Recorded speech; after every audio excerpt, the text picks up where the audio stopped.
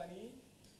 The idea is more to share our stories, and some of the stories we felt like, okay, that was quite successful for us, and we tagged them with a little like redo tag, yeah. And some of the stories were so-so, so we tagged them with a fail tag. So these are things you might try in your organization, your setup, with your flavor, and see how your system is reacting to that.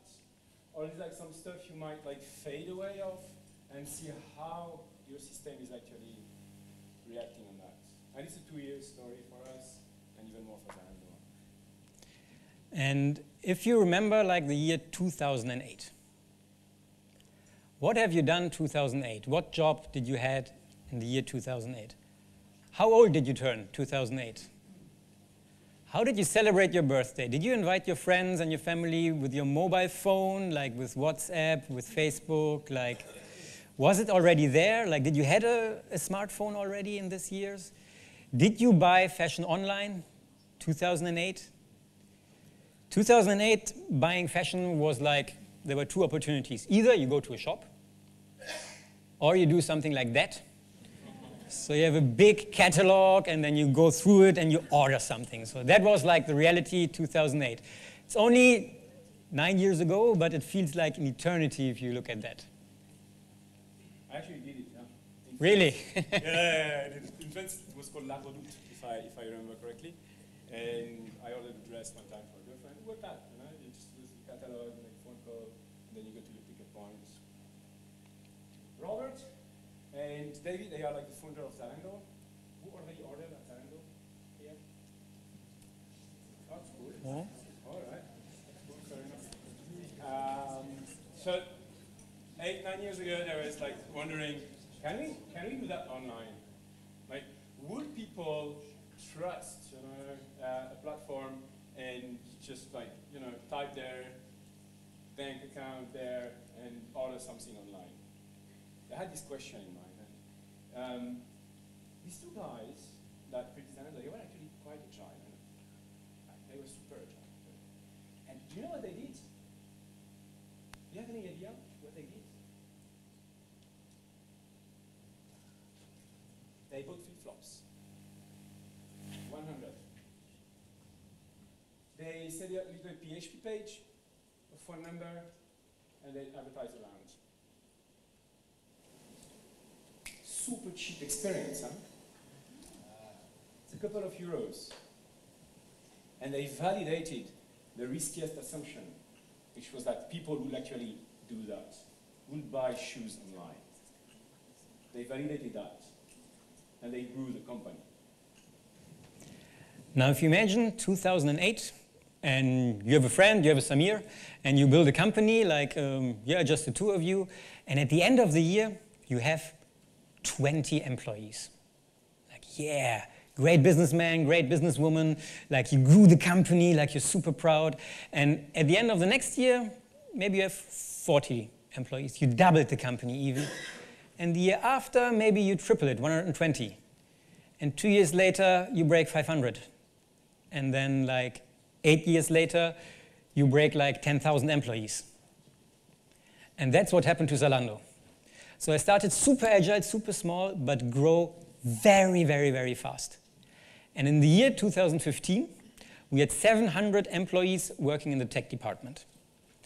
I'm referring to tech always as people working in engineering and developers, and also people working in product.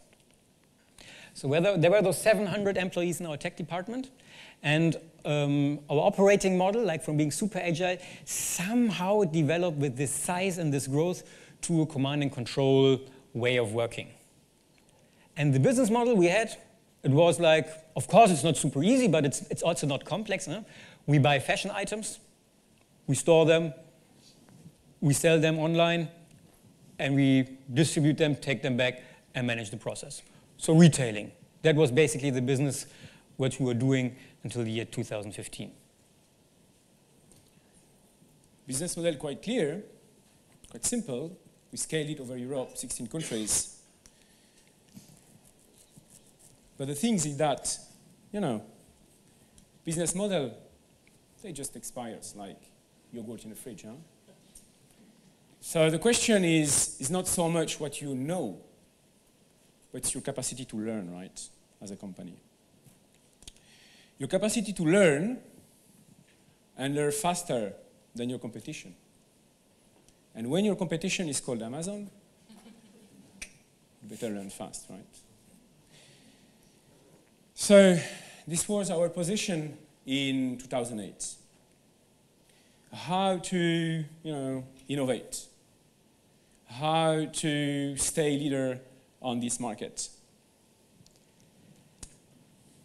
And we had 700 employees, and we found out, okay, if we grow even more and more rapidly, like this command and control model, this will not work.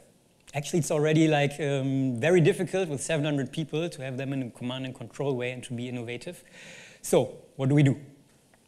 We grabbed all our tech employees, 700, like rented a venue, like something like that. So we put them all together, and you can look it up on YouTube. There is a video on this event, so 1.5 hours around. We put them all together, and we announced to them, from tomorrow on, we're going to work agile. Enjoy. So from tomorrow on, you have different reporting lines. From tomorrow on, you have a different salary system. From tomorrow on, you have everything different, like you will be agile. And we called it radical agility. And this radical agility is based upon purpose, autonomy, and mastery. And you've heard that before, like you read it maybe, like Daniel Pink, like we really took the book and put it into action, like this new innovation theory. And it's one thing if you say like, okay, now purpose and autonomy and mastery, like these are words, but the question is like how you act upon them. And there were like several things, like several undertakings we did in order to like frame the environment so that agility could live. So there was no master plan, like, okay, like 100 people needs to be trained or something. Like we were more looking at, okay, what kind of environment do we need in order to have like an agile company at that scale? And I give you like 2 examples what I mean with like this systemic approach. Like the first are like access rights. So before we had like radical agility, if I wanted to deploy code live, I needed to give it to my leader. And then my leader was looking at it like he or she was the only person like who could push like the code live. So there was a bottleneck, and like there was, no, I don't like the way you wrote it, like back and forth, so, and deployment was not happening that often. So what we took from this day on is that we gave like all access rights to the developers directly for their domain. So a little bit exaggerated, but like from the first day on, all developers could push code live. So they can do mistakes. They could like take down the website, which will cost like, I don't know, 100,000 euros every 50 minutes, something like that. Yeah, and they did. So this happens. But it's about like, is it only like words, autonomy, purpose, mastery, or is it really the trust we give to the employees? And we trust them that they do like sensible things. And if they do a mistake, we learn from it. So you share it, and nobody else will do the same mistake again. A second example about a systemic approach is like the salary system. It's like a super strong driver for behavior. And before, we had like a flexible part of salary in our salary system. So people were basically also focusing on, okay, how do I get my bonus? How do I need to perform? Like, and this is like more like the things I care about. And we took that away. So we took all the flexible parts of the salary, and we just put it like on a fixed salary, and that's it. Take money off the table so people can focus on purpose and not about, oh, how do I get my bonus? How do I need to perform? And those were like a lot of parts of like a lot of things we did for having like a systemic approach so that the company can really transform into an agile company. And if we would do it again, like most probably, this is something we would do again. Like focus on the environment and create like a systemic approach that agility can live.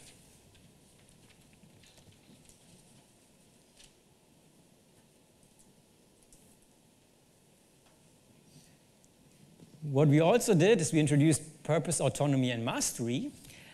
And what happened, that our people understood like autonomy, yeah, I can do what I want. And that's basically what happened. So like we went a little bit into the chaotic side of an organization, and we had like people interpreting autonomy, I do what I want.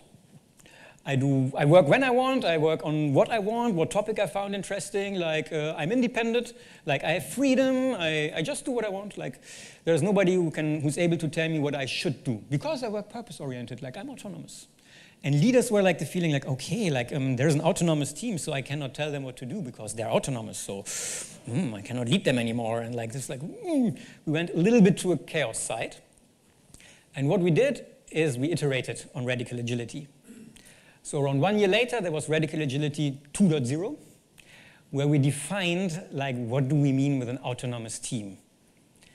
And it's not like, yeah, put cream in your mouth and do what you want. It's more like, okay, you earn autonomy and you, like, learn, like, and get guided, like, on how to take autonomous decisions on your technical domain.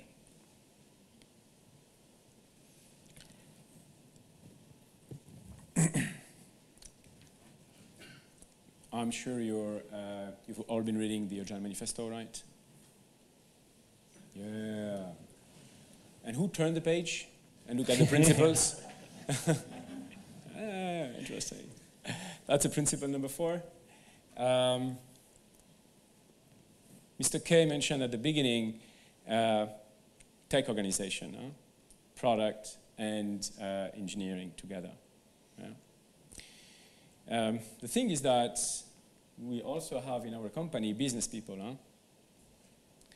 And when we introduced Radical Agility and Radical Agility 2.0, we still had these silos. Business on one side and tech with product and engineering on the other side. A couple of months ago, we introduced a new concept to Radical Agility, which is called like dedicated ownership. So this is an area, basically, where business people and tech people, engineering, product, and business work together. So we just like dissolved the tech department. And we brought tech everywhere in the company. And now, like if you enter our open spaces, you can see engineers working with product people and business developers in the same room. So that, you can cascade down or bring the customer intimacy to the engineers. So you can really bring the problem space to the engineers. And also, as a business developer, you're also in the solution space. You're not like here, okay, I give you something to do, and 6 months later I come back and I get my solution. So now we have like these nimble entities, light in movements, all together, going from the problem space, discovery, and solution space together.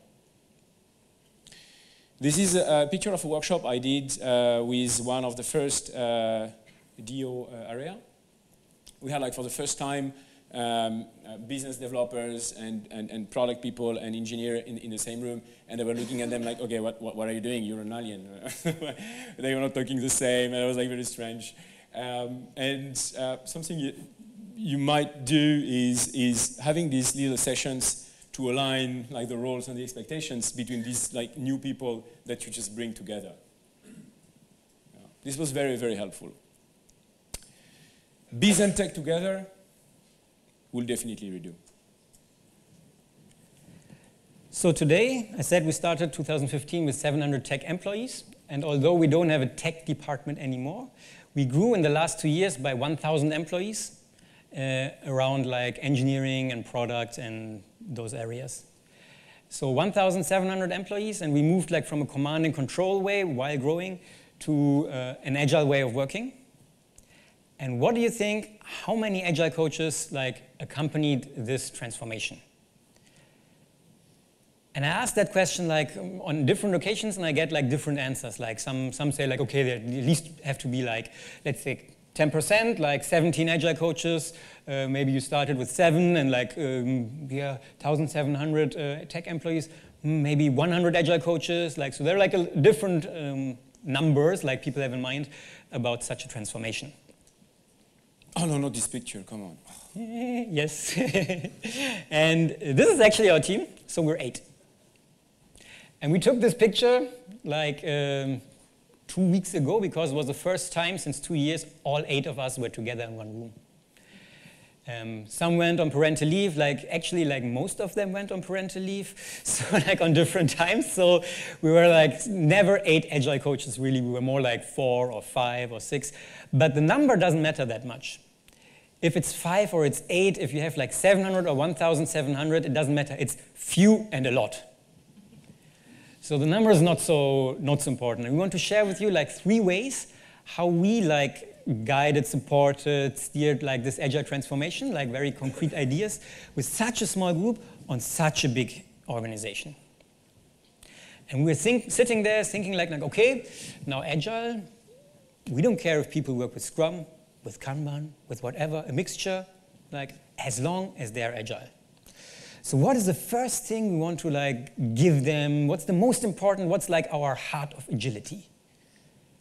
And you can think for yourself, what would you take as the heart, the first thing you would do?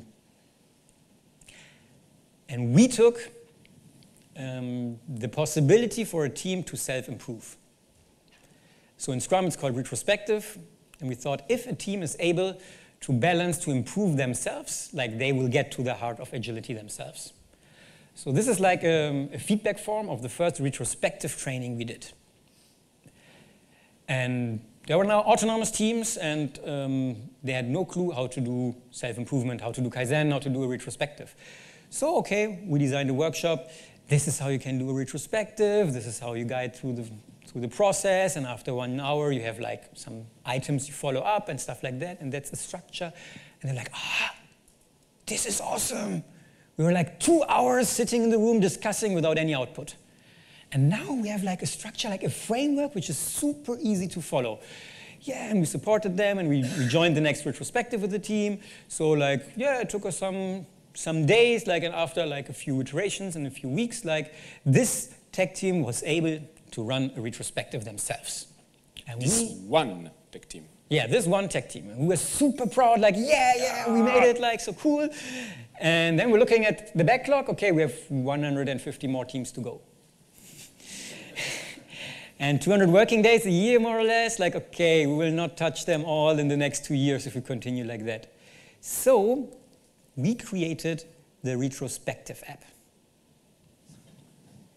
And when I joined the company and they told me about the retrospective app, I was in the meeting and I said, yeah, we have this retrospective app. I took out my mobile under the table and I typed in the App Store and was looking for the retrospective app. And I didn't find anything, and I was oh, I don't know what they're talking about. I'm the new Agile coach, I have no clue. I said, okay, Samir, what is this retrospective app? And he said, Samir, it's not an app. It's nothing on your mobile. An app is basically a set of posters and an explication. I said, okay. Nothing I missed here. So we draw posters, on how to run a retrospective. This is an example on the right, and on the left we gave an explication how to use the poster, and it's just a screenshot, and then we distributed it and people can run the retrospective themselves. Yeah, awesome. And what happened is that another team came and said look, Samir, we have a problem with taking decisions. We're an autonomous team, there is no lead anymore, no manager who's really managing us, we have to take decisions ourselves. It's we're discussing, we cannot how to take decisions It's okay, so we supported them, we coached them on how to take a decision as a team, how to self-organize. And then the next team came with the same question, and the next team was wait, there is a pattern. So what do? We create an app out of it. And this is how we grew and created the Radical Agility App Store for our company. Basically, all the patterns we find in the company, we just take them, create a workshop out of it, people can download it, send it to help desk, get the posters delivered, have an explication how to use it, and that's it. And we're out of business somehow, with all those issues which are reoccurring and typically coming to an autonomous team. And this is something we would definitely do again. Treating Agile as a product. And now, who is running these retrospectives? Who's moderating? So we took a group of people, we trained them, we empowered them, we accompanied them until they became moderators. And then we took the next, and then we had like a moderation guild. And this moderation guild, let's say around 50 people, when there is a new moderator who wants to join, like, I also want to moderate retrospectives, I also want to moderate and support, like, how can I become a moderator? We even step back and say, like, okay, talk to the moderation guild, they onboard you themselves. So we have a big spreadsheet where you can just type down and tag your session you want to do. I want to do a retrospective app, this date, this location, and then you leave the slot open for a moderator. And moderators, they just sign up themselves. And it's a process completely self-organized. We have nothing to do with it anymore. And we walk through the offices, and then we see like everywhere like this retrospective posters, and like everybody is doing it, and we're not part of it like somehow anymore. And if like you don't find a moderator directly, here's a screenshot like of our HipChat channel from 2 weeks ago. So you just write in the HipChat channel like, okay, I need a moderator, like nobody signed up, who can moderate? Yeah, can you give me some details? And yeah, and so they find themselves. So it's a super easy way for us like to scale and to work with a small group of Agile coaches on such a big organization. And there is a fail tag, because also what we observed, like we treat Agile as a product, and what do you have to do with products? Somehow also you have to maintain them. So we kicked it off, complete self-organization, we're out of it. Super cool for us, like it's growing everywhere, we were watching it, but we were also watching that the quality of moderation is going slightly down. Like the number of moderation exchange is going a little bit down. So we're not like taking good care of maintaining like this product of App Store and moderation. So if we would do it again, we would most probably like focus a little bit more on maintaining the product. Like somehow on like keeping like the energy high, so it's not like, okay, we kick it off like a snowball and it's like completely self-organizing. Yeah, somehow, sometimes we inject a little bit of knowledge and a little bit more of like framework around it. And this is something like, actually while doing the presentation also reflecting, thought like, okay, this is something we should tackle like in the next weeks. Maybe we should do it, right? Yeah, maybe we should do it now. So this is like one concrete example on how we like as this very small group like was approaching an agile transformation of such a very big company and amount of people. I'll share another example. There's like a lot of like these discussions, you know, like should we do Scrum or should we do Kanban or XP or like a lot of discussions and so on. And people are coming to us and asking us like, what do you think? What do you think? What should we do? And actually we like stepped out of this discussion. And like we don't really care. I'm sorry, I know it's a Scrum, but okay, all right. We stepped out of this discussion and we just said like, okay guys, we want you to be agile when you work. Huh? We want you to be agile. So it's a matter of principles on how you work. So we looked a little bit at like the landscape of methodologies that we know and so on, and we come up with 10 principles that actually are fitting our organization and our culture.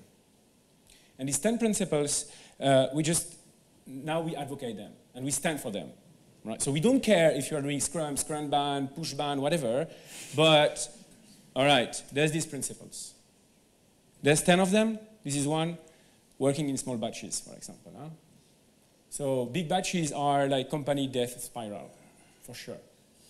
So like when I talk with some teams, it's just like we look at the landscape and we have like 10 of these principles, and if they have like 0 of them like in working, then they are probably not agile. Huh?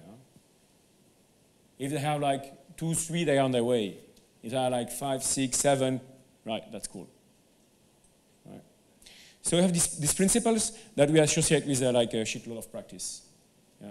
And people, they can just like Google them because, you know, there's references. Or they can go in the Radical Agility App Store, right? So principles over frameworks, that's something we will redo as well. The third story,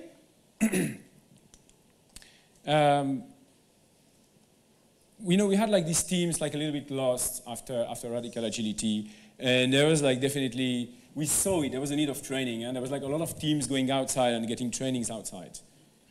which is good maybe for some of you as consultants. but we saw this pattern and also discussed for our organization, and we created like a workshop for our organization. And the thing is that we tailored the workshop for our organization, for our culture. So within our Agile workshop, you'll hear vocabulary from Zalando.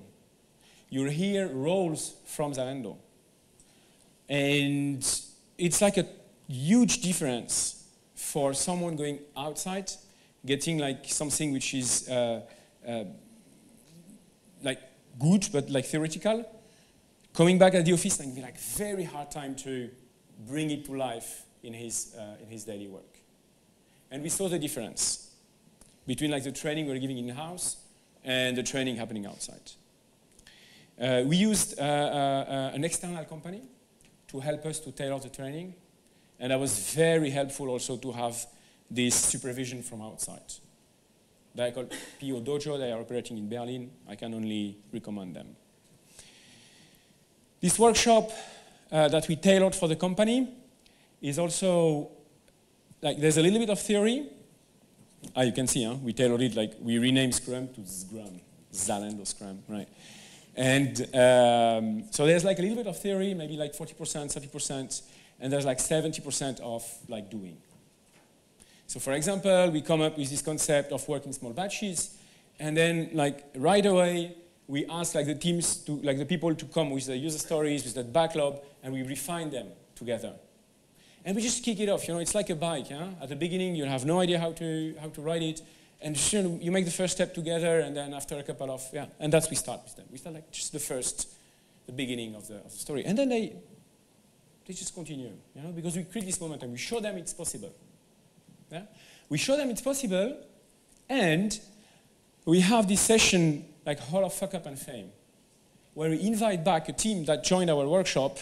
We invite them back 6 months after. And they pitch to the new trainees how these like agile, hippie stuff worked actually for them. And then suddenly, like, you're in the audience and you're looking at people from the same company which are actually using like what you're learning and like making great stuff out of it. Bam, big difference. This will redo definitely.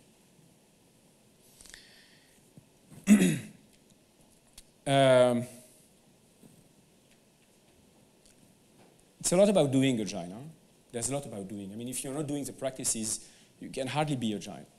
But it's about doing, but it's also about being. It's also about the mindset. So we heavily invested in trying to changing the mindset of the people, which is like very hard.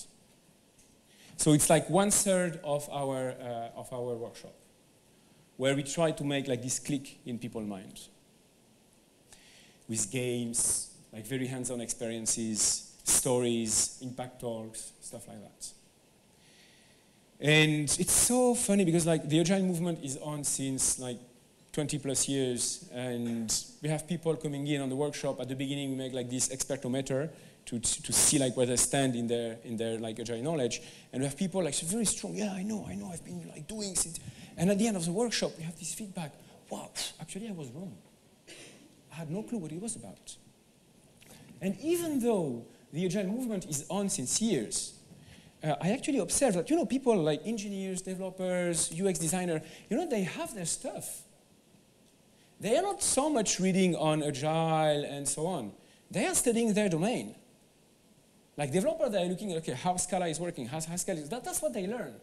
So they are not so much aware on how this whole Agile movement is evolving, right? So even though you might have people that stand strong, yeah, I know. Actually, I might not know that much. And we observe that.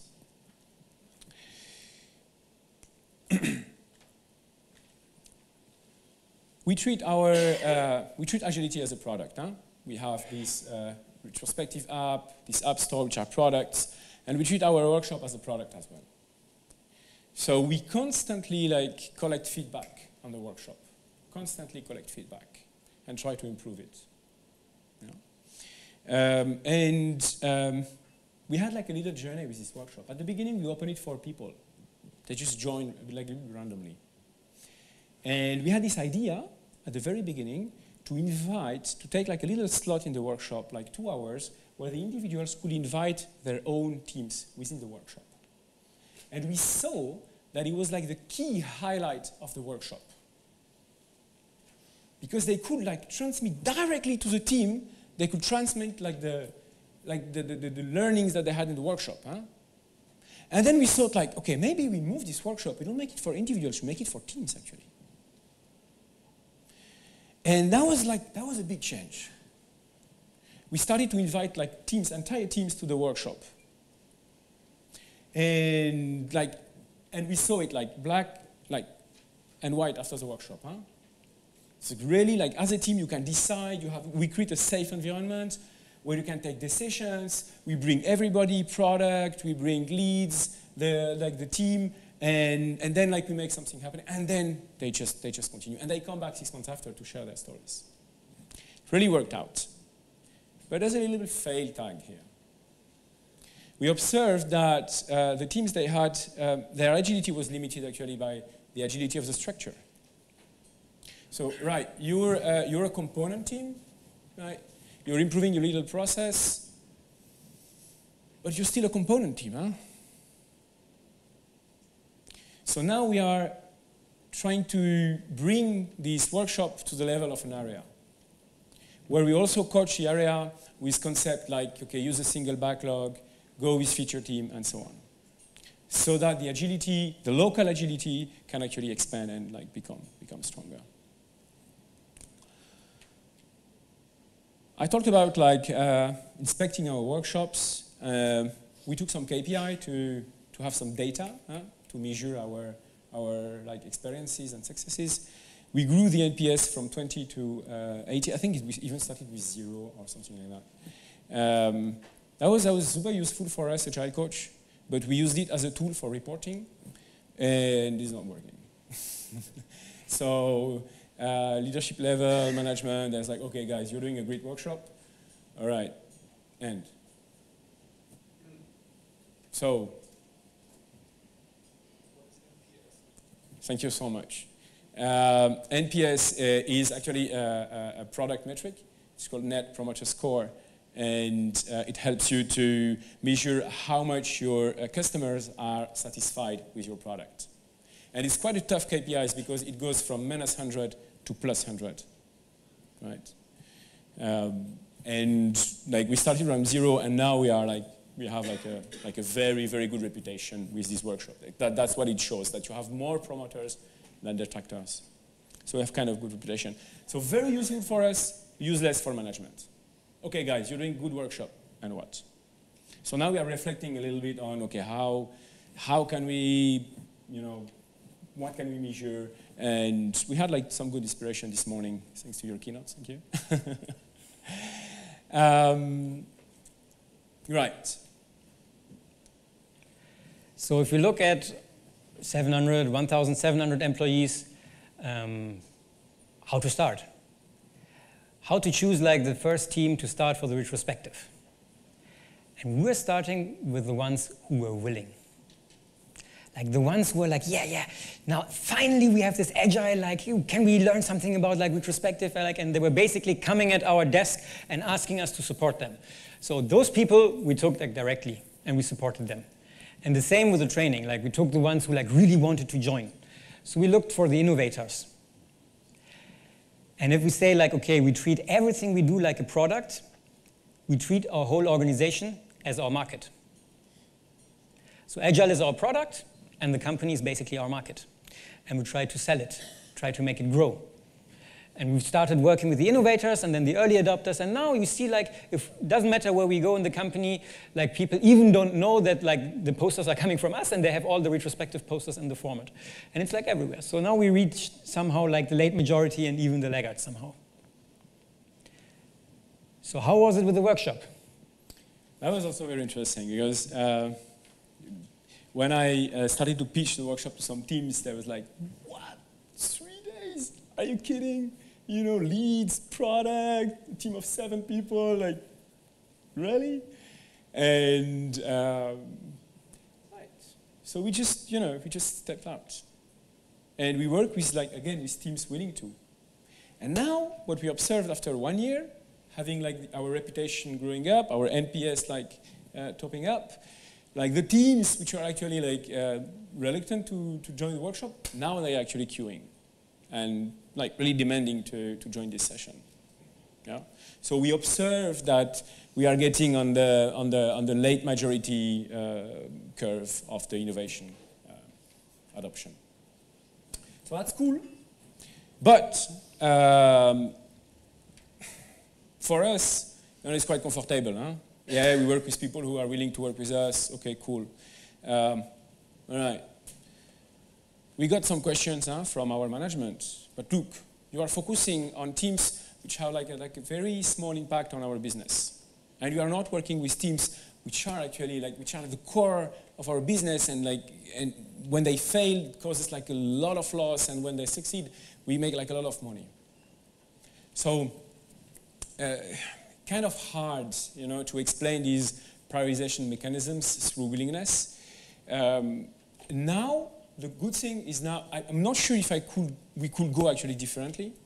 And now we are in a stage actually where these teams, which are in the core business, they got okay, actually the workshop is quite good, the app, they are quite good, it's helpful. So now they are queuing, and now we are reflecting on a prioritization mechanism. Right. I'm not sure if we could have done that differently. I'm not sure how to transmit that to top management. It's still open questions. So. Oh my God. So if we look back now, there are some things we would redo, some things we would not do. You cannot take them and copy paste them to your organization, obviously, but maybe there are some things you can say okay, that was a good approach, maybe I can try it again in our organization, or maybe there are some approaches where you say okay, I saw them failing, maybe I don't have to do the same failure again. So what we would definitely do is directly bring business and tech people together. Empower people through guilds. And we would definitely start with a tailored approach on Agile, a really tailored workshop, so that people don't have knowledge and understandings and then have to transfer it to their daily reality, but really directly unite that. Not standing for methodologies or frameworks, but standing for principles. We'll redo that. We would definitely look for a systemic approach again.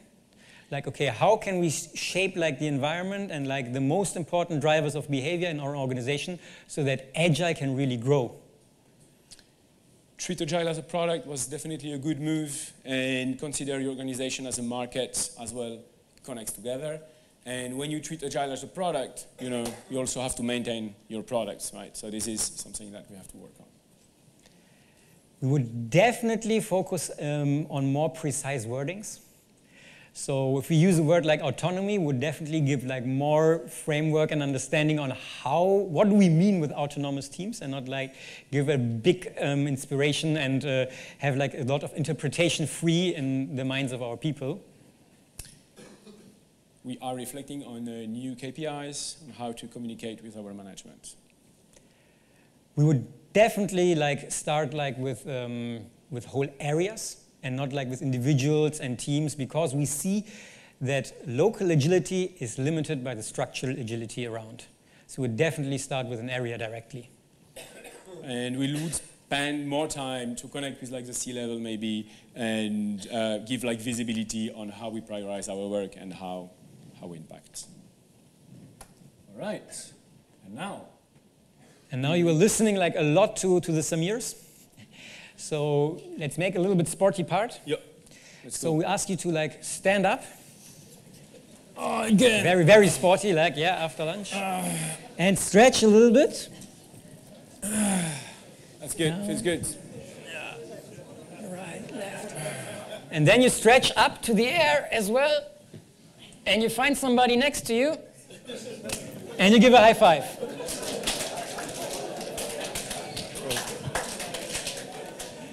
All right, cool. So maybe you had moments where you were oh, aha.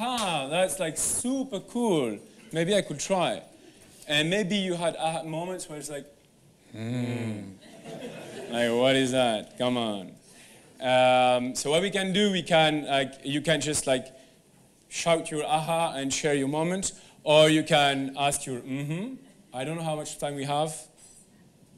4 minutes. Okay. And what we do, we will definitely go to the lean coffee also to continue the aha with you. Huh? All right. You can sit down also. Right? Yeah. So we take like 1, 2 questions. Yeah. 1, 2 or aha. Also aha, as you like. Do you have an idea on how to solve chaotic autonomy? I really recognize that in some other transformations. Do you have an idea on how to solve that? So the question was how to solve chaotic autonomy. So what we did, and what you try to share, is the wording, yeah, and the vocabulary. So make it more like precise, yeah, what it means to be autonomous. Yeah? That like as a team, your purpose comes from the business somehow. Yeah. So this is like an element of reply. I do believe that we could be like a bit more closer with the teams when we moved to radical agility, yeah, and not make like this, big bang, yeah. So make it maybe like a bit more smooth. The move also to like the third update that we had in our operating model with like small and nimble entities, putting like business, tech, and together, like in small groups, and giving like a strong responsibility and ownership to one owner there, also helps. So this kind of moves. Right. Do you have what you need? Some elements of reply? Yeah. Oh, I really like the. I recognize that I find it hard to solve, but I like your approach also. Okay. Yeah. On the nimble business. Yeah. Try to recreate, this moment where you're like a small startup. Try to recreate that. Kind of cool. One more we can take. And the rest we can also take offline, yeah, and like lunch break and, no, lunch not, but like coffee break, anything. So a question, you said that you radically started with 700 developers at one day to just, okay, we go agile and we let the people learn and fail. And I imagine management was kind of a bit afraid, senior management especially. So how did you manage senior management in the first times when they were failed, like about 100,000 euro per 15 minutes? How did it work? What did not work? What did work? So the question was like, okay, like doing like a big bang from command and control to agile, like what about the fears of managers, like, and how to handle them? Like, the good thing is that was a top-down approach. And it was like a business necessity. So we knew, like everybody was super aware, we cannot survive and we cannot like stay in the operating model we have. We have to be agile. We have to do this transformation. This was like super obvious for all managers. This is like a very, very good thing to happen. Secondly, of course, like there are individuals, and it's very much based like on individual perception and like where you stand on your mindset.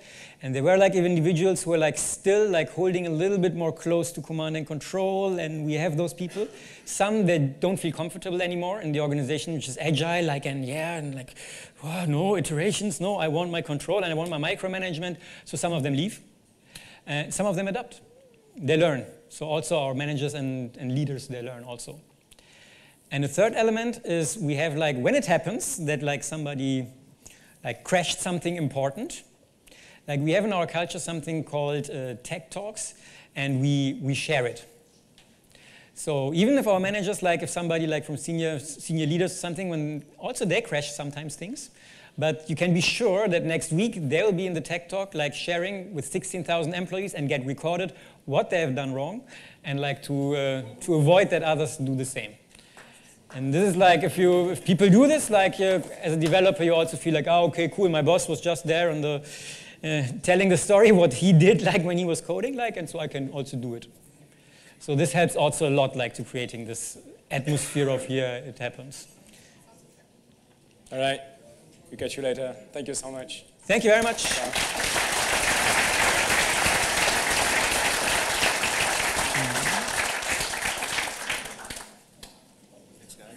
Welcome, thank you.